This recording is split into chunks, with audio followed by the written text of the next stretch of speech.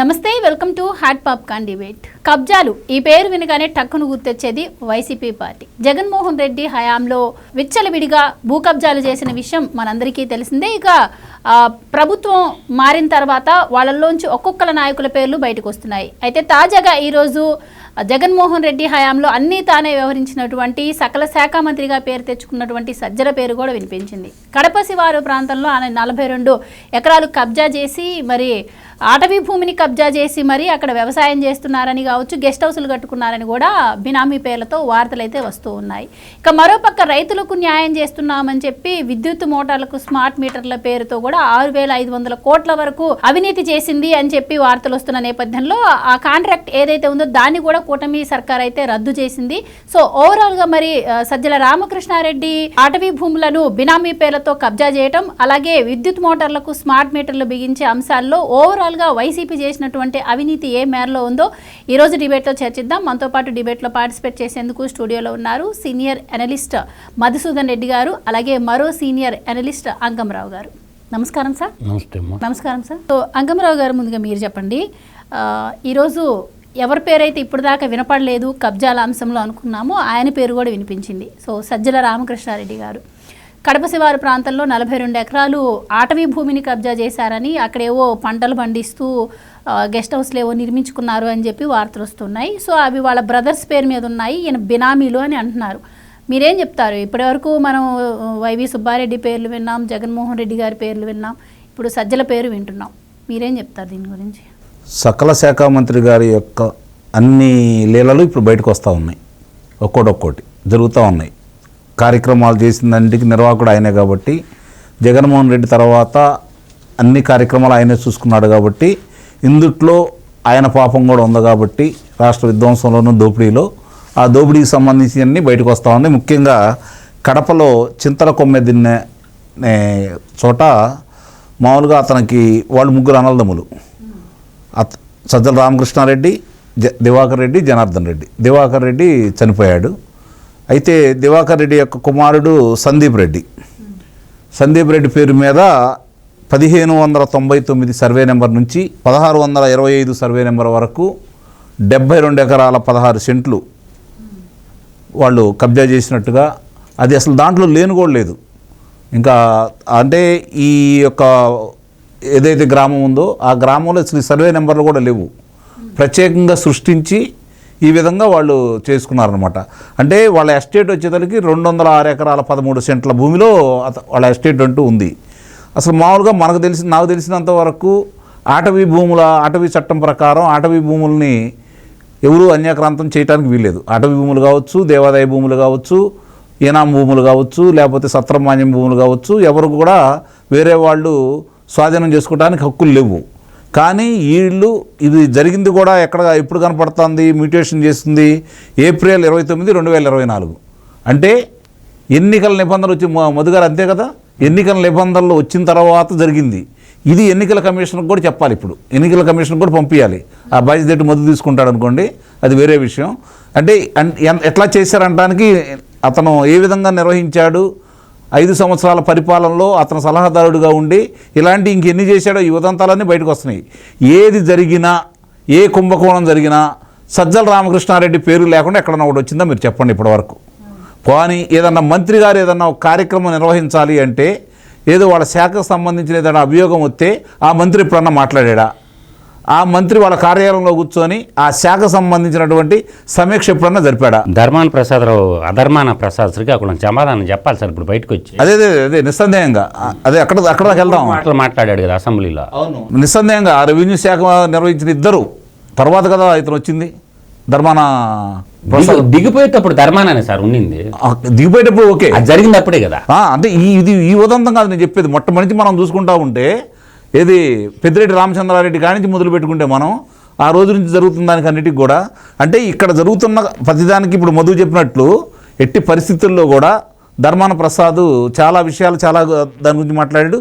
అదే వ్యక్తి గత ముఖ్యమంత్రి గురించి ఏం మాట్లాడుకున్నాడో 2013లో చూసాం మనం, 2013 చివరిలో చూసాం.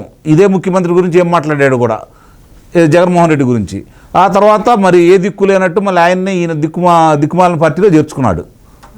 ఇది కూడా గమనించుకోవాల్సిన అంశం. అంటే వాళ్ళ పార్టీలో ఉన్న వ్యక్తులు ఎవరు, వాళ్ళు ఏ విధంగా చేశారనే దానికి ఉదంతాలన్నీ ఒక్కొక్కటి బయటకు వస్తూనే ఉన్నాయి. ఇక దీనికి చాంతాడంత ఇప్పుడు మాకున్న పరిధిలో, మాకు తెలిసిన పరిధిలోనే ఈ ఎవరైతే వచ్చి ప్రజలు మా భూములు అన్యాక్రాంతం అని చెప్పిన వాళ్ళ యొక్క వివరాలు చూసుకుంటా ఉంటే 132,000 ఎకరాలు తేలుతూ ఉన్నాయి.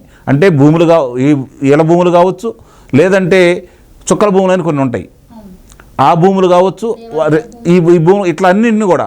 దీనికి తోడు మనకు బాగా తెలిసింది ప్రాచుర్యమైనటువంటి సింహాచలంలో ఉన్నటువంటి భూములకు సంబంధించి ఆ ట్రస్టుకు, మానస ట్రస్టుకు సంబంధించి అశోక్ గజపతిరాజు గారు లాంటి గొప్ప వ్యక్తి దాని మీద చైర్మన్గా ఉంటే అక్కడ ఆయన ఉండగా ఆ భూములు స్వాధీనం చేసుకోవడం 28,000 ఎకరాలు స్వాధీనం చేసుకోవడానికి కుదరదని సంజీత గజపతిరాజును తీసుకొచ్చేసి అర్ధరాత్రి పూట ఓ జీవో తీసుకొచ్చి జీవో సృష్టించేసి వాళ్ళు ఆ భూములు కొట్టేయడానికి ప్రణాళిక రచిస్తే ఆ దేవుడు న్యాయమూర్తి ఇద్దరు కలిసి కాపాడారని అయితే నేను భావిస్తున్నాను. ఎందుకంటే ఇట్లాంటి ఎన్ని ఉదంతాలు. ట్రస్ట్ మానస ట్రస్ట్ నిబంధనల ప్రకారం ఆడవాళ్ళు ఉండకూడదు. కారణం కూడా అదే. అర్ధరాత్రి పూట తీసుకొచ్చేసి అలా చేసేసి ఇప్పుడు ఆ శాంతి ఎండోమెంట్ సంబంధించిన గురించి, తర్వాత వాళ్ళ చెల్లెళ్ళు ఇద్దరు ఎవరైతే ఉన్నారో ఇందిరా ప్రియదర్శిని కావచ్చు, మోనిక కావచ్చు, వాళ్ళు ఆమె వల్లే కదా, ఇందిరా ప్రియదర్శిని వల్లే కదా చంద్రబాబు నాయుడు గారికి సంబంధించి ఫైబర్ నెట్ కేసు కూడా ఉదంతం ఉంది. అంటే వీళ్ళు చేసిన అకృత్యాలన్నీ ఒక్కొక్కటి బయటకు వస్తూ ఉన్నాయి. ప్రజల యొక్క బలహీనతల్ని సొమ్ము చేసుకున్నారు, ఆ రోజు ఆశల్ని సొమ్ము చేసుకున్నారు. సొమ్ము చేసుకున్నందువల్ల ప్రజలకు వాళ్ళు ఇచ్చిన హామీలను తొక్కడమే కాకుండా ప్రజల్ని ఏ విధంగా గొంతు మీద కాలేసి తొక్కారో ప్రజలు గమనించారు. వాళ్ళని ఏ విధంగా హింస పెట్టారో చూశారు. దానికి ప్రతీకారం అయితే తీర్చుకున్నారు. ఇక్కడ సజ్జల రామకృష్ణారెడ్డికి సంబంధించి అతను జర్నలిస్ట్గా ఉన్నాడు కాబట్టి, అలాగే సలహాదారుడిగా ఉన్నాడు కాబట్టి అతని మీద భవిష్యత్తులో రాకుండా అతని తోబుట్టు కొడుకు పేరు మీద ఇవన్నీ పెట్టుకోవడం కూడా జరిగింది. ఈ 206 ఎకరాల ఎస్టేట్లో 72 ఎకరాలు ఈరోజు అటవీ భూములకు సంబంధించి కావచ్చు, ఇవన్నీ కూడా బయటకు వస్తూనే ఉన్నాయి. వీటన్నిటికీ ఇప్పుడు మధు చెప్పినట్టు మధు మాట్లాడతాడు దాని గురించి. ఎందుకంటే ధర్మాన ప్రసాద్ గారికి ఈయన సంధించాల్సిన ప్రశ్నలు ఉండే సమాధానం ఆయన చెప్పాలా. కాబట్టి ఆ విషయాలన్నీ కూడా బయటకు వస్తాయి. ఇక సజ్జల రామకృష్ణారెడ్డి ఉదంతం వచ్చేతలకి సజ్జల భార్గవరెడ్డి కొడుకు, అతని ద్వారా సోషల్ మీడియాలో ఎంత అరాచకం సృష్టించాడో కళ్ళ ముందు కనపడతానే ఉన్నాయి. ముందస్తుగానే ఇవన్నీ బయటకు వస్తాయని తెలియగలడు కాబట్టి కొడుకుని తప్పించేసి అంజిరెడ్డికి అప్పచెప్పడం కూడా జరిగింది. ఇక్కడ ఎవరు అప్పచెప్పినా ఆ రెడ్లేలే, బయట వాళ్ళని ఎవరు రానిరు అక్కడ. మరి అట్లా చేసుకుంటూ వచ్చారు కాబట్టి ఈ అంశాలన్నీ కూడా ప్రభుత్వం ఇప్పుడు దీన్ని అంత తేలిక వదిలిపెడద్దని అయితే నేనైతే భావించట్లేదు. దీనికి వివరాలన్నీ కూడా బయటికి తీసుకొచ్చేసి బాధ్యుల్ని అటవీ చట్టం ప్రకారం ఇలా చేసిన వాళ్ళకి చాలా శిక్షార్హులు, వాళ్ళకి కఠినమైన శిక్షలు వేస్తారని మనం అయితే భావిద్దాం. Right sir. మధు గారు మీరు చెప్పండి, జగన్మోహన్ రెడ్డి హయాంలో ప్రభుత్వ ప్రధాన కార్యదర్శి సిఎస్ దగ్గర నుంచి ఒక పెద్దిరెడ్డి రామచంద్రారెడ్డి, విజయసాయిరెడ్డి, ఇప్పుడు తాజాగా జగన్మోహన్ రెడ్డి, అలాగే ఇప్పుడు తాజాగా సజ్జల రామకృష్ణారెడ్డి పేరు కూడా వినిపిస్తోంది. సో కూటమి ప్రభుత్వం అధికారంలోకి వచ్చాక కూడా వీటన్నింటిపైన ఎంక్వైరీ స్టార్ట్ చేసింది. అలాగే రెవెన్యూ సదస్సులు కూడా పెడుతుంది గ్రామాల స్థాయిలో, కానీ లక్షల సంఖ్యలో ఫిర్యాదులు వస్తూ ఉన్నాయి. సో మీరేం చెప్తారు? జగన్మోహన్ రెడ్డి గారి సరస్వతి పవర్ భూముల విషయంలో కూడా మనం విన్న అటవీకి సంబంధించిన భూములు ఉన్నాయని చెప్పి పవన్ కళ్యాణ్ గారు మొన్న మధ్య ప్రెస్కి చెప్పడం జరిగింది. సో అసలు విచ్చలవిడిగా ఒక ప్రభుత్వం అండ చూసుకొని అటవీ భూములని, దేవాదాయ భూములని, చుక్కల భూములని ఇలా కబ్జా చేసుకుంటూ పోయారు. సో మీరు ఇందాక ధర్మాన్ని గురించి మాట్లాడారు కాబట్టి అప్పట్లో రెవెన్యూ శాఖ మంత్రిగా ఆయన ఉన్నారు. ఆయన ఇప్పుడు వీటన్నిటికీ సమాధానం చెప్పాల్సిన అవసరం ఉందంటారా? ఇలా మళ్ళీ జరగకుండా ఉండాలంటే అటవీ శాఖ చట్టంలో ఎలాంటి యాక్షన్స్ వీళ్ళపైన తీసుకునే అవకాశం ఉంటుందంటారు? మీరేం చెప్తారు? ఇప్పుడు మనం ఒకటి తెలుసుకోవాలమ్మా. ఇప్పుడు సజ్జల రామకృష్ణారెడ్డిది వచ్చి సింహాద్రిపురం మండలం, అంటే బీటెక్ రవి వాళ్ళ మండలమే, పులివెందల పక్కనే ఉంటుంది సింహాద్రిపురం మండలం. నేను అనేది ఏంటంటే చింతకొమ్మదిన్నె మండలం రాయచోటి రోడ్లో ఉంటుంది. అంటే కడప నుంచి రాయచోటి నుంచి చింతామణిగా బెంగళూరు పోయే రోడ్డు అది. మీ సొంత మండలం ఏది? పులివెందల పక్కన సింహాద్రిపురం మండలం. రాజశేఖర రెడ్డి వాళ్ళు కూడా సింహాద్రిపురం మండలమే. ఇప్పుడు బీటెక్ రవి వాళ్ళది కూడా సింహాద్రిపురం మండలమే. అక్కడి నుంచి అక్కడికి నీకు భూములు ఏడికెళ్ళి వచ్చినాయి? మీరేమన్నా పెద్ద జమీందారుల కుటుంబమా ఏంది? మీరేమన్నా మీ నాయన పోస్ట్ ఆఫీస్లో ఉత్తరాలు బట్టవాడ చేసుకుంటున్నాడు. వీళ్ళది ఏంటంటే వీళ్ళ ఊరు ఎక్కడంటే ముసిలిరెడ్డిపల్లి అని ఉంటుంది సింహాద్రిపురం మండలంలో. ఆ ముసిలిరెడ్డిపల్లి వీళ్ళ సొంత ఊరు. వాళ్ళ పెద్దన్న దివాకర్ రెడ్డి, రెండో ఊరు వచ్చి జనార్దన్ రెడ్డి, మూడో ఊరు సజ్జల రామకృష్ణారెడ్డి. ఏం చేశాడు ఇతను? ఏంటంటే ఫస్ట్ ఏంటంటే ఈనాడులో ఒక చిన్న విలేకరుగా ఉండేవాడు, గ్రామ వార్తలు రాసుకుంటా, ఈనాడు జర్నలిజంలో చేసుకుంటా. ఈనాడులో 1978లో సబ్ ఎడిటర్గా చేరి ఆ తర్వాత ఆంధ్రభూమి పత్రిక సబ్ ఎడిటర్గా మళ్ళీ తర్వాత 1985లో ఉదయం చీఫ్ సబ్ ఎడిటర్గా పనిచేశాడు. తర్వాత ఉదయం మూతబడిపోయిన తర్వాత గ్రానైట్ వ్యాపారం వాళ్ళని పెద్దన్న చేసుకుంటున్న గ్రానైట్ వ్యాపారంలోకి ఇన్వాల్వ్ అయ్యిండు. తర్వాత 2014లో ఎడిటోరియల్ డైరెక్టర్గా ఎడిటోరియల్ సబ్ ఎడిటర్గా సాక్షిలో జాయిన్ అయ్యిండు.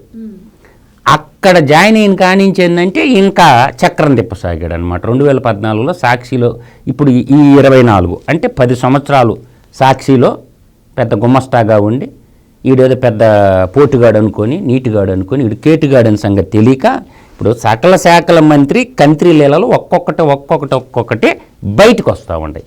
నేనేమంటానంటే ఉప్పు ఎప్పుడు ఉప్పగానే ఉంటుంది, అంతేగాని ఉప్పు ఎప్పటికీ పంచదార కాదు కదా. నేను అంటునే పాయింట్ ఉప్పు ఉప్పుగా ఉండడం అనేది సహజ లక్షణం. అదేవిధంగా జీవితంలో డబ్బే పరమావధిగా అనుకొని ధైర్యం లేని పిరికివాని మోసగాళ్ళు. ఇప్పుడు నేను అంటుండే పాయింట్ ఏంటంటే డబ్బు మీద వ్యామోహంతో భూమి మీద వ్యామోహంతో భూమి నాది అంటే భూమి పక్కున నవ్వద్ది. నేననేది శ్రీకాకుళం జిల్లాలో పుట్టిన అతిపెద్ద పతివ్రత అధర్మాన ప్రసాద్. వాడు ఎప్పటి నుంచో జగన్ సిబిఐ కేసుల్లో ముద్దాయి. మళ్ళీ ఇప్పుడు సిగ్గు లేకుండా ఇవాళ ముసుకేసి ఇంట్లో పడుకొని ఉండు. రెవెన్యూ మంత్రిగా ఉన్నాడు కదా. ఈ శ్రీకాకుళం అతిపెద్ద పతివ్రత అయినటువంటి ధర్మాన బయటకు వచ్చి మాట్లాడాలి కదా. నేను అంటుండేది విలేజ్ మ్యాప్. మీ భూమి వెబ్సైట్లో పోండి, మీ భూమి gov.inలో పోండి. నేను చెప్పినటువంటి మనకి ఎఫ్ఎంబి అని ఉంటుంది, ఇదే ఈ పట్టమే తీసుకోండి. తీసుకున్న తర్వాత దాంట్లో 1629 సర్వే నెంబర్లో గంగనపల్లి ఫారెస్ట్ రిజర్వ్ భూమి 11,129 ఎకరాల 33 సెంట్లు రిజర్వ్ ఫారెస్ట్ భూమి అది. ఓకే, ఇప్పుడు మేము అతి మంచితనం అతి నిజాయితీ అని చెప్పిండుగా ఎవరు మాజీ మాము అంటే ఇంకొక అర్థం చేస్తున్నాం. మాము అంటే మాజీ ముఖ్యమంత్రి. ఇది ఖాతా నెంబరు బాగా చూసుకోండి. ఖాతా నెంబర్లోకి వెళ్ళండి. ఈ ఖాతా నెంబరు 1519. ఈ 1519 గుమాలి లేకపోతే ముటీషన్ ఆమోదించిన తేదీ ఒక సబ్ రిజిస్ట్రారు లేకపోతే ఒక ఎంఆర్ఓ ఎన్ని సంతకాలు పెడతాడు? ఏప్రిల్ 29, 24 ఓవరాల్గా మొత్తం ముటీషన్లో 39 ముటీషన్ల సంతకాలు పెట్టిందంట ఎంఆర్ఓ. 39 ముటీషన్లు మొత్తం కలిపి ఎంత? 72 ఎకరాల 16 సెంట్లు. ఒకే ఒక వ్యక్తి సద్దల సందీప్ రెడ్డి సన్నాఫ్ దివాకర్ రెడ్డి. ఈ సర్వే నెంబర్లో పాత 1900 మింటో మార్లే సంస్కరణల ఫలితంగా గీసినటువంటి మ్యాప్ ఇది. అంటే మనకు డిగ్లాట్ అని ఒక కాపీ ఉంటుంది. డిగ్లాట్ ఏంది? 1905లో మింటే మార్లే సంస్కరణల ఫలితంగా భూములు సర్వే చేయాలని చెప్పి బ్రిటిష్ ఇండియాల అంతర్భాగంగా బ్రిటిష్ ఇండియా అంటే సంస్థానాధీశులు రాజులు ఉన్నారు. ఇప్పుడు నిజాం నవాబ్ కింద కాసరా పహనీ ఉండేది. ఇక్కడ వాళ్ళ సర్వే సపరేట్గా ఉండేది. కానీ బ్రిటిష్ వాళ్ళు సర్వే చేసి 1908లో ఒక డిగ్లాట్ అనే ఒక బుక్ తయారు చేశారు. మనం ఏదన్నా ఆంధ్రాలో డాక్యుమెంట్ క్లియర్గా ఉంటుంది, ఆ నుంచి చూసుకోవాలి. దాంట్లో చుక్కల భూములని అయ్యే డాటెడ్ ల్యాండ్ అన్నా చుక్కల భూమి అన్నా ఒకటే. దాంట్లో మేతపారం భూకని గ్రామకంఠం అని చెప్పి వరుసగా ఉంటాయి. దాంట్లో భూములు పట్టా భూములని, తర్వాత ఈనాం భూములని, దేవాదాయ శాఖ భూములని నీట్గా రాసి పెట్టారన్నమాట. దాంట్లో లేని సర్వే నెంబర్లో కొత్తగా ఎట్టొచ్చినాయి ఈ సర్వే నెంబర్లన్నీ. 39 సర్వే నెంబర్లని పాసుగాను 39 సర్వే నెంబర్లు. ఖాతా నెంబరు 1519.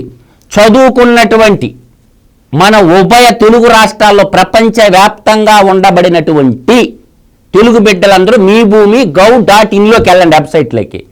దాంట్లో కడప జిల్లా అని కొట్టండి. దాని తర్వాత మండలం అడద్దుగా చింతకొమ్మ దిన్నె మండలం, ఊరు కూడా అదే. ఆ ఊర్లోకి పోయి నేను చెప్పిన ఈ ఖాతా నెంబర్ కొట్టండి. ఈ డాక్యుమెంట్ మీకే వస్తుంది. ప్రతి ఒక్కరు డౌన్లోడ్ చేసుకోండి. ఈ భాగవతం అంతా బయటకు వస్తుంది. ఏప్రిల్ 29, 2024 మొత్తం ముటీషన్ ఆమోదించిన తేదీ మొత్తం ఇగో రికార్డు. ఇంత నిస్సిగ్గుగా దోపిడీ చేసేసి మనం ఏం చేయలేదు, మాకేం తెలియదు. దాంట్లో 206 ఎకరాల 13 సెంట్లలో ప్రభుత్వ భూమి 10 ఎకరాల 20 సెంట్లు, డీకేటీ పట్టా భూమి, పేదలకు ఇచ్చిన భూమి, కొనకూడదు అమ్మకూడదు 5 ఎకరాల 14 సెంట్లు, డాటెడ్ ల్యాండ్ 2 ఎకరాల 2 సెంట్లు, అటవీ భూమి 42 ఎకరాల 20 సెంట్లు అటవీ భూమి. ఓవరాల్గా కలుపుకుండేలకి మనకి ఇది మొత్తం తీసుకుంటే 59 ఎకరాల చేంజ్ మనకి అగుపడుతుంది ఇక్కడ. కాబట్టి ఇప్పుడు మనకి అటవీ మంత్రి ఎవరు? డిప్యూటీ సీఎం పవన్ కళ్యాణ్ గారు. తక్షణం సర్వేకి ఆదేశించండి, టించర్లు కొట్టేయండి, ఆక్యుపై చేసుకోండి.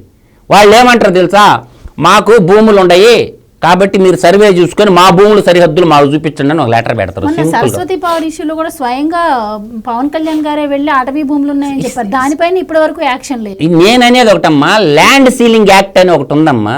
భార్య భర్త 2 పిల్లలకి ల్యాండ్ సీలింగ్ యాక్ట్ ఏం చేయాలా? ల్యాండ్ సీలింగ్ యాక్ట్ ఏం చెప్తుంది?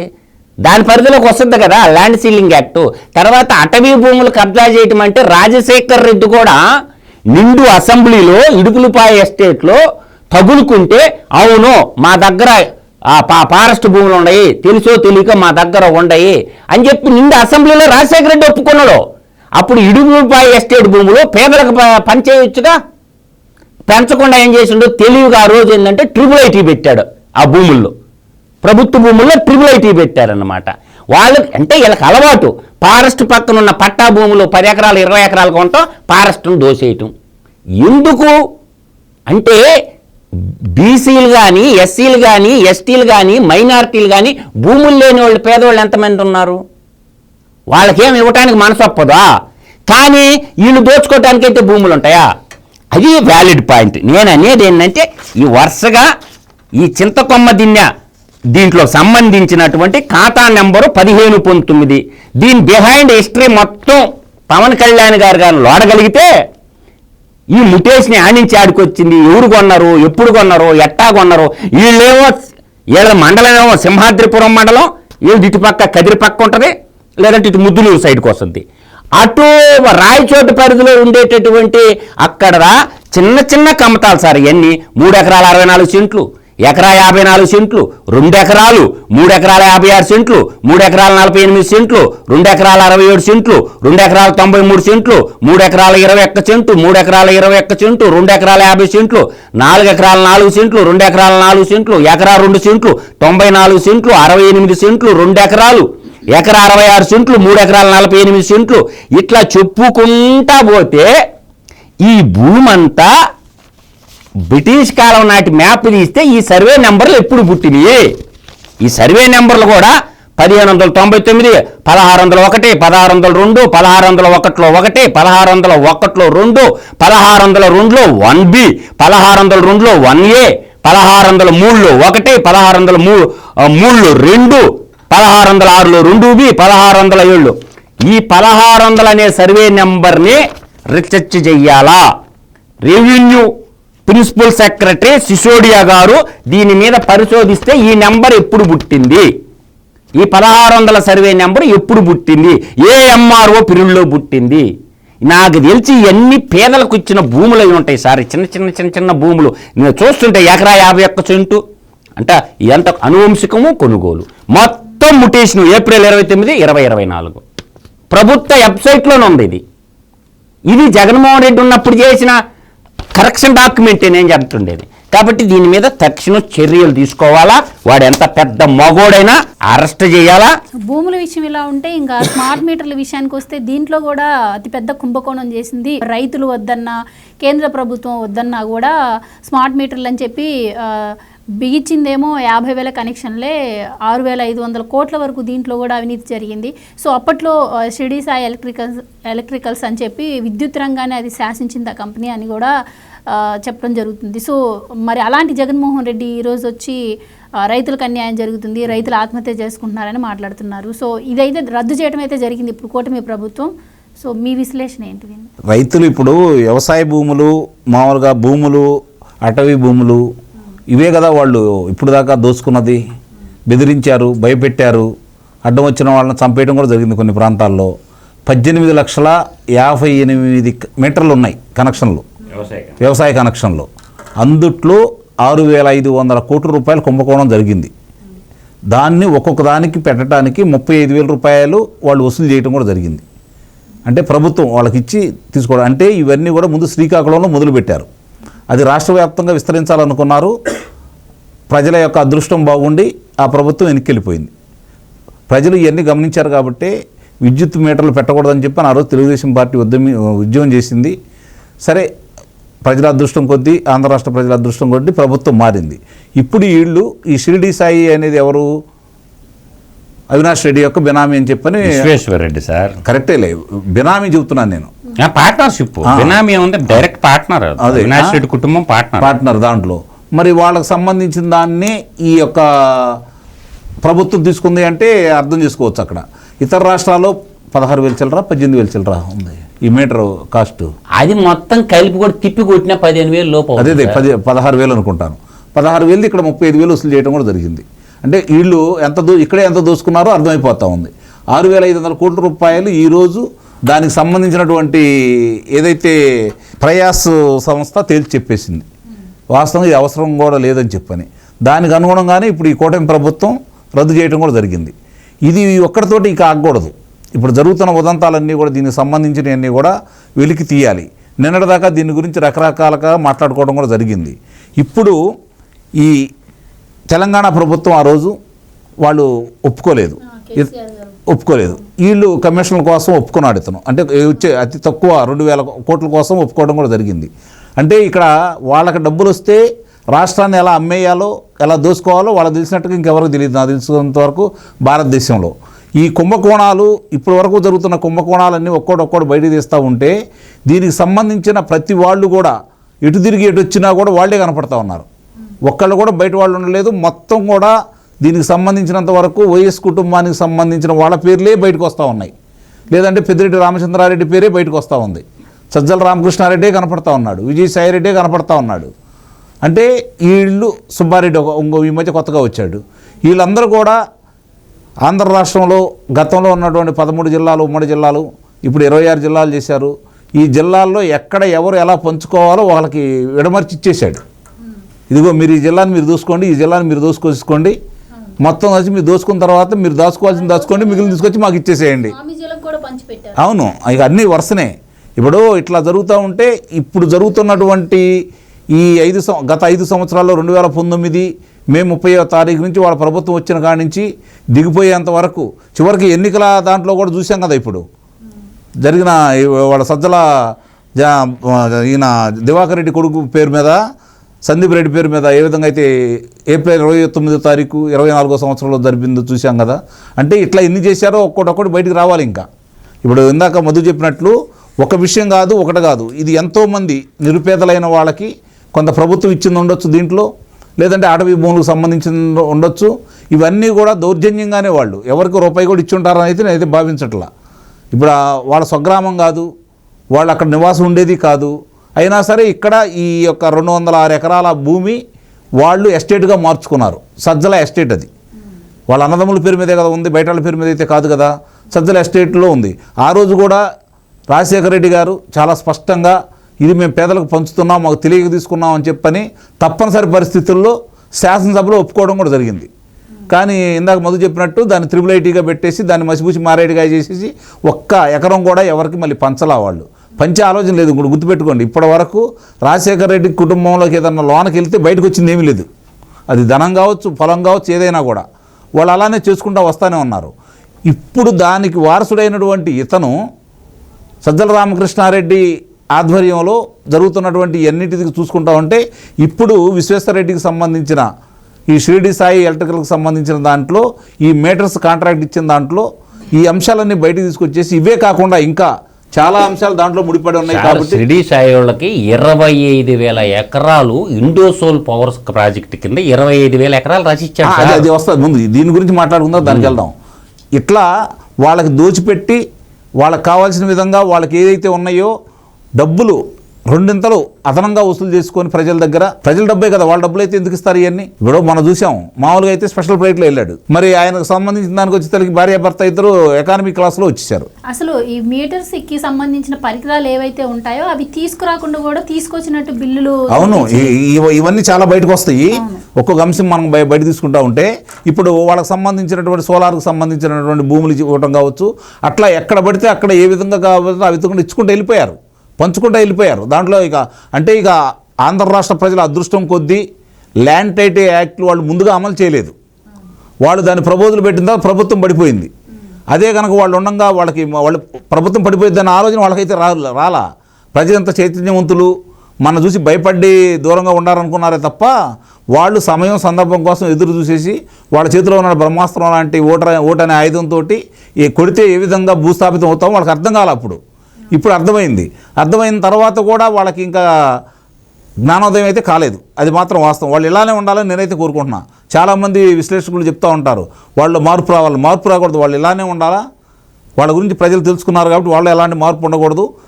ఆంధ్ర రాష్ట్రానికి నాకు తెలిసినంత వరకు వైఎస్ఆర్సీపీ పార్టీ అనేది రాజకీయ యవనికలో ఉండకూడదు అనేది ప్రజల అభిప్రాయం. దానికి అనుగుణంగానే ఇప్పుడున్న కూటమి ప్రభుత్వం, ఇందాక చెప్పాడు మధు, ఇప్పుడు ఎవరైతే అటవీ శాఖ మంత్రి గారు ఉన్నారో, రెవెన్యూకి సంబంధించింది కావచ్చు, ఈ భూములు కావచ్చు, జరుగుతున్న కుంభకోణాలు అందరికి సంబంధించింది కావచ్చు, బియ్యానికి సంబంధించింది కావచ్చు, ఈ అంశాలన్నీ రోజుకొకటి వెలుగు చూస్తున్న సందర్భంలో దీని మీద కఠినమైన చర్యలు అనేది ఉండాలి. తూతూ మంత్రంగా కనపడకూడదు. కఠినమైన చర్యలు ఉంటే దీనికి రెవెన్యూ రికవరీ యాక్ట్ ప్రకారం వాళ్ళు ఏదైతే దోచుకున్నారో అదంతా ఇరికి తీసుకొని వచ్చేసి ప్రభుత్వానికి జమ చేసినప్పుడే కూటమి ప్రభుత్వం మీద చిత్తశుద్ధి అనేది ప్రజలకు ఏర్పడుతుంది, వీళ్ళకి ఒక నమ్మకం అనేది ఏర్పడుతుంది. ఇప్పుడు ఎవరైతే ఈ చేసిన వాళ్ళు ఉన్నారో వీళ్ళకి సంబంధించినంత వరకు కూపీ లాగాల్సిన అవసరమే లేదు, స్పష్టంగా కనపడతా ఉండే ఆధారాలు. ఇది మొత్తం మొదలే తీసుకొచ్చాడు, నేను కాదు, తీసుకొచ్చింది అతనే. ఇట్లాంటి అన్నిటికీ దాంట్లో సిద్ధాస్తుడు. ఇవన్నీ కూడా స్పష్టంగా కనపడతా ఉన్నాయి కాబట్టి ఇంత కళ్ళ ముందు కనపడుతున్న తర్వాత ఇది మధు లాంటి వాళ్ళకి కనపడింది, అధికారులు ఎటు వాళ్ళకి తొత్తులైపోయారు. కనీసం ప్రభుత్వ పెద్దలన్నా దీన్ని దృష్టిలో పెట్టుకొని బయటికి తీసుకొచ్చేసి, సిసోడి అయిన ఈరోజు రెవెన్యూ కార్యదర్శిగా ఉన్నాడు, ఆయన దీంట్లో మొహమాటం లేకుండా పనిచేస్తూ ఉన్నాడు, చాలా కుంభకోణాలు బయటికి తీసుకొచ్చాడు కాబట్టి ఆయన దృష్టికి కూడా తీసుకొని వెళ్ళి ఎట్టి పరిస్థితుల్లో కూడా ఇట్లాంటి ఇంకేనండి బయటికి తీసుకురావాల్సిన పరిస్థితి అయితే ఉంది. ఆంధ్ర రాష్ట్రాన్ని ఎటు కాపాడటానికి ముందుకొచ్చారు. నిన్న చంద్రబాబు నాయుడు గారు కూడా ప్రసార మాధ్యమాలతోటి మాటామంతి కార్యక్రమంలో కూడా చాలా విస్పష్టంగా చెప్పడం కూడా జరిగింది. ఒక్కొక్క అంశాన్ని బయటికి తీసుకొస్తున్నాను, నేను ఎవరిని వదిలిపెట్టడం, తప్పు చేసిన వాళ్ళని శిక్షలు పడే విధంగానే నేను ముందుకెళ్తాను, చట్టం తన పని తాను చేసుకుంటుంది, దీంట్లో తన మన చూడని చెప్పి ఆయన అన్నాడు. ఆ మాటను ఆయన నిలబెట్టుకోవాలని చెప్పి అయితే నేను కోరుకుంటున్నాను. Right sir. అంటే గత ప్రభుత్వంలో ఈ భూముల కబ్జా కోసం ప్రత్యేక జీవో కూడా తీసుకొచ్చిందని మనం విన్నాము. సో ఇప్పుడు ఏదైతే ప్రభుత్వం మారిందో కూటమి ప్రభుత్వం కూడా ఈ భూ కబ్జాలపై చాలా సీరియస్గానే ఉంది. రెవెన్యూ సదస్సులు పెట్టడం, నిన్న మీడియాతో చిట్చాట్లో చంద్రబాబు గారు కూడా దీనిపైన స్పందించడం కూడా మనం చూసాము. అండ్ రైతులకు మా ప్రభుత్వం ఏదో మేలు చేసింది, రైతుల ప్రభుత్వమే మాది అని చెప్పుకునే జగన్మోహన్ రెడ్డి మరి 5 ఏళ్ళు ఎందుకు స్మార్ట్ మీటర్లు బిగించలేకపోయారు? అసలు దీనికి ఆ డిసిషన్ తీసుకోవడానికి బాధ్యులు ఎవరు? మీరేం చెప్తారు? నేను అనేది ఏంటంటమ్మా, రైతులకి చాలా మందికి అర్థం కావటంలా. రైతులకి ఆయన పిరికి కట్టలు కట్టింది ఏం లేదు. కలికాల కాకరగాడు మొత్తం ఇచ్చింది 37,500. బాబు గారు సింగిల్ స్ట్రోక్లో 50,000 రుణమాఫీ చేశాడు. 14-19 ఖాళీలు 1,50,000 రుణమాఫీ ఆ రోజు ప్రకటించాడు. ప్రకటించిన తర్వాత ఏం చేశాడంటే ఇడతల వారుగా ఫస్ట్ ఏం చేశాడంటే 50,000 లోపు ఉన్న వాళ్ళకి మొత్తానికి సింగిల్ స్ట్రోక్లో లేపేసేసాడు. దాని తర్వాత ఏం చేశాడంటే ఇడతల వారుగా ఇచ్చుకుంటా వస్తే 4వ విడత అందరికి బాండ్లు ఉన్నాయి, నా దగ్గర కూడా ఉన్నాయి బాండ్లు, ఎందుకంటే నాకు వ్యవసాయం ఉంది కాబట్టి. ఇప్పుడు అందువల్ల ఏంటంటే ఇంకా ఎవరు గొప్ప అనేది దాన్ని బట్టి అర్థం చేసుకోవచ్చు. 14-19 కాలంలో ఆల్మోస్ట్గా 75,000 నుంచి ₹1,00,000 రైతులకైతే అందినాయి. మధు 5వ విడత కాదు మధు, అక్కడ ఏం జరిగిందంటే 3 విడతలు ఇచ్చారు కదా, 4వ విడతకి 5వ విడతకి డబ్బులు జమ చేసి అక్కడ పెడితే అప్పుడు వచ్చినటువంటి ఎల్వి సుబ్రహ్మణ్యం గారు ఏదైతే కార్యదర్శిగా వచ్చాడో వాళ్ళు ఎన్నికల నిబంధనలకు విరుద్ధం అని చెప్పని ఏదైతే వాళ్ళకి నోటీస్ ఇచ్చారో దానివల్ల ఆపేయడం కూడా జరిగింది. అది వాస్తవమే, ఎందుకంటే ప్రతి రైతు దగ్గర ఆ బాండ్లు ఈ రోజుకి కూడా ఉన్నాయి. బాబు గారు అవును 1,50,000 టార్గెట్లో ఆ బాండ్లు ఇప్పుడు కూడా ఉన్నాయి.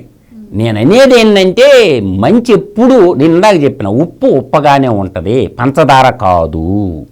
కాబట్టి మూర్ఖుడు అనుకోవాల్సిందే, అందువల్ల ఏంటంటే ఆ రోజుల్లో అర్టికల్చర్లో అడగండి, ప్రతి ఒక్కరికి అర్టికల్చర్లో ఒక్కొక్కరికి మా విలేజ్లో అయితే ప్రతి ఇంటికి ₹1,00,000 వచ్చినాయి. ఏది మొక్కలు నాటుకున్న వాళ్ళకి పారం పాండ్లని, డ్రిప్పులని. ఈడి కలికాల కాకరకాయ టైంలో ఒక డ్రిప్ కన్నా ఉంది, ఒక ఎకరా కన్నా డ్రిప్ రాయలసీమ ఆర్టికల్స్ మీద ఆధారపడుతుంది.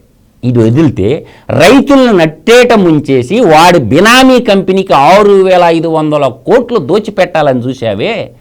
అసలు మీటర్లు ఎందుకని నేను అంటా, రైతులకి ఉచిత విద్యుత్ అన్నారు అన్నగారు, ప్రభుత్వానికి కూడా ఇది ఎలగాల. అసలు మీటర్లు దేనికి? నువ్వు ఇచ్చే 9 గంటల కరెంటు 24/7 ఏమి ఇవ్వటం లేదుగా. 9 గంటల్లో ఒక మోటారు ఎంత కరెంటు కాల్చుద్ది అనేది మీ దగ్గర డేటా ఉంటుందిగా. ఒక 5 HP మోటార్లు మించి ఎక్కడా ఉండవు. వ్యవసాయానికి సంబంధించినంత వరకు ఆ మోటార్లో 18,58,000 మోటార్లు ఉంటే ఒక్క సౌత్రన్ పవర్ డిస్ట్రిబ్యూషన్ కింద 11 లక్షలు ఉంటాయి అన్నగారు. అంటే మిగతా సెంట్రల్ పవర్ డిస్ట్రిబ్యూటర్ కానీ ఈస్టర్న్ పవర్ డిస్ట్రిబ్యూటర్ కింద కానీ కనెక్షన్ తక్కువ. ఎందుకు? డెల్టా ప్రాంతం ఉంటుంది కాబట్టి. ఇప్పుడు మీకు ఇవన్నీ సౌత్రన్ పవర్ డిస్ట్రిబ్యూషన్ అంటే ప్రకాశం జిల్లా, నెల్లూరు జిల్లా, రాయలసీమ 4 జిల్లాలు కలిపి బోరుబావులు బతుకులు కాబట్టి అవి 11 లక్షల కనెక్షన్లు ఉంటాయి. ఆ కనెక్షన్లు ఒక్కొక్క రైతు కాడ 35,000 రూపాయలు నువ్వు కొట్టేయాలని చూసినవే దుర్మార్గుడివి. దొంగలు ఎత్తుకోబోతే ఏం చేయాలన్నా? నైట్ పూట మీటర్లనే పొలం వ్యవసాయం చేసుకొని ఇంటికి వచ్చి పూనుకుంటాడు. అదే అనేది. ఇప్పుడు దొంగలు ఎత్తుకోబోతే అంతా పోయింది కదా, దాన్ని ఎవడు కాపలా గాయాలా నాకు చెప్పండి. నా మాటల్లో బోర్లు అన్నగారు బోర్లు నాకు ఉంది కదా 5 ఎకరాల తోట. బోర్లు ఏం చేస్తారంటే సబ్మర్సిబుల్ వైర్ ఉంటే వైర్ కింద కట్ చేసి ఎత్తుకొని పోతాం. అదే మధు, స్టార్టర్లు ఎత్తుకొని పోతాం. ఈ మీటర్లు ఊడు కాపాడాలా? అది కాదు మధు. 18,58,000 కనెక్షన్లు ఉంటే 18,58,000 కనెక్షన్లు ఉంటే దాంట్లో ఒక లక్ష బిగించారనుకో వాళ్ళు, ఆ 1,00,000 మళ్ళీ ఎత్తుకెళ్తారు, ఇంకోసారి బిగుతారు, ఆ 1,00,000 ఎత్తుతో ఇంకోసారి బిగుతారు. 18 లక్షలకి వాళ్ళు డబ్బులు తెచ్చుకుంటారు కదా. అందువల్ల ఏంటంటే వడ్డిచ్చేవాడు మనోడైతే చివరి వరుసలో కూర్చున్న లడ్డు వస్తుందంట. కాబట్టి వాళ్ళ జే గ్యాంగు, పులివెందల పాపులో ఈ కలికాల కాకరగాడు, కలికాల జగనాసురుడు ముఖ్యమంత్రి అయింది కాబట్టి బిస్కట్లు వేసి ప్రజలకి వెనక పక్కన నాకేయటం. 6,500 కోట్ల రూపాయలు తగలబెట్టుకుంటారు ఏంటరా స్వామి. నేను అనేది ఏంటంటే మీరు రైతుల ఉద్దేశంలో ట్రాన్స్ఫార్మర్లు ఉంటాయి, 16 kV 25 kV ట్రాన్స్ఫార్మర్లు ఉంటాయి. 16 kV 3 బోర్లకి, 25 kV వచ్చేసరికి 5 బోర్లకి పెట్టుకుంటారు రైతులు స్వచ్ఛందంగా. ఆ ట్రాన్స్ఫార్మర్లో ఒక్క షిరిడి సాయి ఎలక్ట్రికల్కి 5,000 ట్రాన్స్ఫార్మర్లు ఇచ్చారు. అంటే 500 కంపెనీలు ఉన్నాయి. ఏంది ట్రాన్స్ఫార్మర్లు మేకింగ్ చేసే కంపెనీలు మన హైదరాబాద్ కానీ 500 5 స్టార్ రేటింగ్ ఉండే కంపెనీలు ఉన్నాయి. వాడికి ఒక్కడికి ఎందుకు ఇచ్చినవు అంటే మిగతా వాడికి ఇచ్చినట్టు అనిపించాలని ఒక సమస్య ఉంది. వాడికి 500, ఇంకొకటికి 700 ఇచ్చి వీడికి ఒక్కడికి 5,000 ట్రాన్స్ఫార్మర్లు ఇచ్చారంటే ఈ ట్రాన్స్ఫార్మర్ల కుంభకోణం కూడా బయటికి తీయాల. 64,000 ఉన్న ట్రాన్స్ఫార్మర్ని 1,40,000 రూపాయలు ఎట్ట దోచిపెట్టి నువ్వు షిరిడి సాయికి? అది కూడా విజిలెన్స్ ఎంక్వైరీ చేయించి ఆ నిధులు కూడా వెనక్కి రాబట్టాల. నేను అంటున్నాను అన్నగారు, ప్రభుత్వం అనేది పారదర్శకంగా ఉండాలంటున్నారు బాబు గారు. అగ్రీడ్. కర్ణాటక ఎలక్ట్రిసిటీ డిపార్ట్మెంట్ ఎంత కొన్నది? 16 kV transformer. Tamil Nadu transmission commission 16 kV transmission ఎంత కొన్నది? తర్వాత తెలంగాణ మన బోర్లు ఉన్నాయి కదా, ఇక్కడ 64,000 కొంటే వాడికి 1,40,000 ఎందుకు ఇవ్వాల్సి వచ్చింది? ఏ కారణము? ఈ 3 తీసుకోండి, వాడి కాడ రెవెన్యూ రికవరీ యాక్ట్ పెట్టి వెనక్కి ఇస్తావా, కంపెనీని హ్యాండ్ ఓవర్ చేసుకోమంటవా? చేయొచ్చా చేయకూడదా? ఇప్పుడున్న విద్యుత్ శాఖ మాత్యులు నేను అంటుండే పాయింట్ అది. 60 పక్క రాష్ట్రాలన్నిటి కూడా తెలంగాణ, కర్ణాటక అండ్ తమిళనాడు ఈ 3 రాష్ట్రాలకు సంబంధించినటువంటి 16 kV 25 kV వాళ్ళు కూడా కొన్నారు, ఆ గవర్నమెంట్లు కూడా. వీడిని ఏంది స్పెషల్ దాంట్లో ఏముంటుంది? ఎందుకంటే మా కుటుంబానికి కూడా ఎలక్ట్రికల్ కంపెనీ ఉంది, లక్ష్మీ గిరిజ ఎలక్ట్రికల్స్ అని మాకు కూడా ఉంది ఒకటి, మా బాబాయికి. మాకు తెలియని బాగోతుంది అది ట్రాన్స్ఫార్మర్లు బాగోతాం. కాబట్టి దీన్ని ఏం చేశారంటే 50,000 కనెక్షన్లు అనంతపురం జిల్లాలో బిగించారు, స్టార్ట్ చేశారు దోపిడీకి. ఏమనుకున్నారు? ఊహల పల్లకిలో 30 ఏళ్ళు నేనే ముఖ్యమంత్రి, ఇంత దోపిడీ చేసి చెప్తుంటుంటే అన్నగారు కళ్ళెమ్మి నీళ్లు పడుతుండే. నేననేది రైతులకి మీటర్లు బిగీయటం అనేది దుర్మార్గమైన ప్రక్రియ, దానివల్ల ఉపయోగం లేదు. నేననేది అంటే ట్రాన్స్ఫార్మర్ దగ్గర పెట్టుకోండి మీటర్. పెద్ద ట్రాన్స్ఫార్మర్ ఉంటుంది కదా, ఒక విలేజ్కి సంబంధించి సప్లై చేసే మెయిన్ ట్రాన్స్ఫార్మర్ దగ్గర పెట్టుకోండి, రీడింగ్ వస్తుందిగా. మోటార్లు ఎన్ని ఉండే తేలిపోయిందిగా. ఇంకెందుకు బాగోతాం అంటున్నా నేను ప్రభుత్వానికి కూడా అడుగుతుండా. ప్రతి గ్రామంలో స్టార్టింగ్లో పవర్ పోయే కాడ పవర్ ఎన్ని యూనిట్లు పోతుంది అక్కడ పెట్టుకోండి మీటరు, సెక్యూరిటీ ఉంటుంది ఆ మీటర్కి కూడా. మనం ఇంత పవర్ రైతులకు సప్లై చేసాము ఈ గ్రామానికి, అట్లా పెట్టుకొని రీడింగ్ తీసుకుంటే ఎన్ని మోటార్లు ఉన్నాయి రైతులందరితో సమావేశపరిచి, బాబు ఇదిగో మీ గ్రామం తరపున ఇన్ని మోటార్లు ఉంది, ఇంత సప్లై చేశాము, కాబట్టి మేము విద్యుత్ సబ్సిడీ ఇంత ఇస్తున్నాము రైతులకని చెప్పుకోవటానికి ఉంటుంది. పొలాల్లో ఎవరు లేని చోట మోటార్లు పెట్టి విలువైన వస్తువులు పెట్టి దొంగలు ఎత్తుకొని పోతే ఏం చేస్తారు? దాన్ని ఎవరు పట్టుకోవాలి? మళ్ళీ పోలీసు వాళ్ళకి పని. ఇంకోటి మధు, ఇక్కడ రైతులకు వచ్చే తల్లికి మొట్టమొదటి నుంచి కూడా రైతులందరూ కూడా దీంట్లో భాగస్వాములు కనుక చేస్తే, సహకార సంఘంలో ఏ విధంగా అయితే అందరు కలిసి ఉంటారో దీన్ని కూడా భాగస్వాములు చేసి వాళ్ళ అవసరాలు ఏంటి, నిజంగానే మొదలన్నట్టు మీటర్లు అక్కడెందుకు బిగించాలి, గ్రామాల్లో పెట్టుకుంటే ఏంటి, వాళ్ళకి కావాల్సిన ఇంకా ఉపయోగాలు ఏంటి. విద్యుత్ అందాలంటే వాళ్ళకి ఇప్పుడు 7 గంటలే కదా మనం ఇచ్చేది, దాన్ని 9 గంటలు చేశారు. దీనివల్ల మనకేం జరుగుతుంది? ఇవన్నీ కూడా దృష్టిలో పెట్టుకొని రైతులకు ఏం అవసరమో రైతులు భాగస్వాములు చేసుకొని గ్రామస్తులు కూడా కలుపుకొని ముందుకెళ్తే, ఆ విధంగా గతంలోనే ఈయన ఇప్పుడు ఏమన్నారు, పీపీ కింద అంటే ప్రజలు ప్రైవేటు భాగస్వామ్యంతో ముందుకెళ్ళే కార్యక్రమంలో ఉన్నారు కదా. ఇలాంటి కార్యక్రమాలు కూడా వాళ్ళ దగ్గర చర్చ పెట్టి అవసరాలు ఏంటి, దీనివల్ల వచ్చే నష్టాలు ఏంటి వాళ్ళకు విడమరిస్తే వాళ్ళు భాగస్వాములు అవుతారు, వాళ్ళు కాపలాదారులు ఉంటారు. ఇప్పుడు వీళ్ళు చేసే దొంగతనాలకి దోపిడీలకి ప్రజలే కాపలాదారులు ఉంటారు, వాళ్ళని కూడా భాగస్వాములు చేయాలి. భాగస్వాములు చేయాలంటే వాళ్ళకి వివరంగా చెప్పగలగాలి. ఇప్పుడు ఇన్ని విషయాలన్నీ కూడా వాళ్ళు వివరంగా చెబితే జరిగే మోసాలు అర్థమవుతాయి.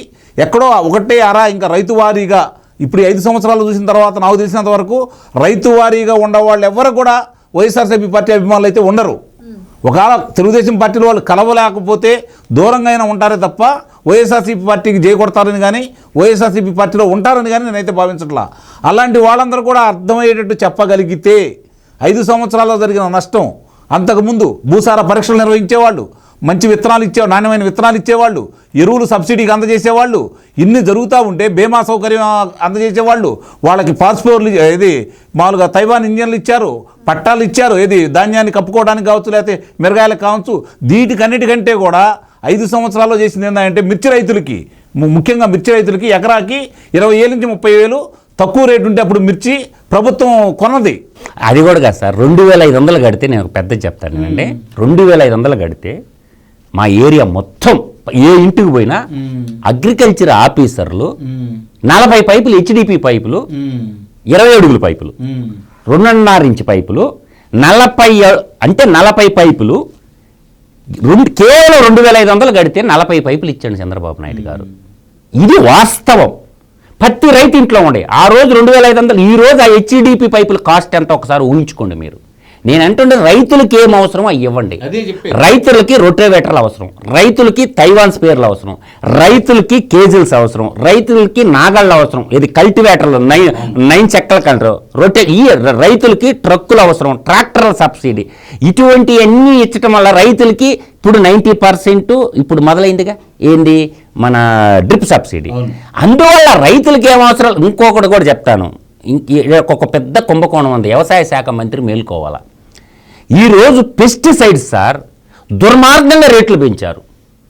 అసలు ఆ పెస్టిసైడ్స్ ధరలు ఎంత అమ్ముతారో ఎవరికి తెలియటంలా. ఈ పెస్టిసైడ్స్ ధరల నియంత్రణ అనేది ఎవరు చెయ్యాలా? ఇప్పుడు ఫర్టిలైజర్స్కి వచ్చేలాకేనేమో ధరల నియంత్రణ ఉంది, కానీ పెస్టిసైడ్స్ను ఎంత దుర్మార్గం అంటే వాళ్ళు ఇష్టం వచ్చినట్టు 3,000, 2,000 నుంచి 4,000 దాకా ఉంది లీటర్ మందు. ఇంపాసిబుల్ అంత ఉండటానికే లేనే లేదు. కాబట్టి ఇది ఎక్కడో ప్రజల్ని మోసం చేస్తున్నారు. కాబట్టి ఈ పెస్టిసైడ్స్ ఎవరైతే ఉత్పత్తి చేస్తున్నారో వాళ్ళ మీద ప్రైసింగ్ పాలసీలో రైతుల్ని నిలువ అమ్ముతున్నారు. కాబట్టి వ్యవసాయ మంత్రి కానీ వ్యవసాయ అధికారులు కానీ అన్ని షాపుల మీద రైడ్ చేసి ఈ పెస్టిసైడ్స్ ఆ ధర పట్టికి కూడా ఏ మందు ఎంత ధర దాన్ని ఇమ్మీడియట్లుగా వ్యవసాయ శాఖ మంత్రి గారు ప్రతి విలేజ్లో సచివాలయంలో అతికించాలా.